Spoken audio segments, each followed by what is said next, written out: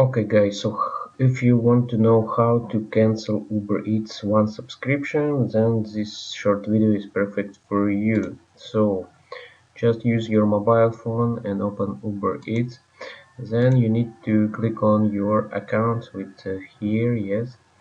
And after that, so once you click, you'll see such menu, and you need to click on Uber One. So here you can see all the details. Right?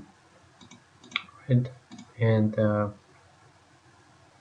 you need to scroll down, and here you can see manage membership, so click on it, and here you can see your Uber One billing plan, payment details, and here you need to click on end membership.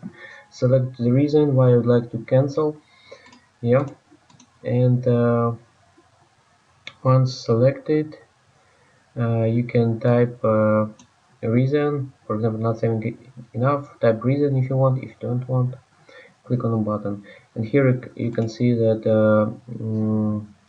we have benefits left. So if you want to keep them, just click here and it will use your not used balance, or you can simply click on leave on Uber and it will cancel it instantly.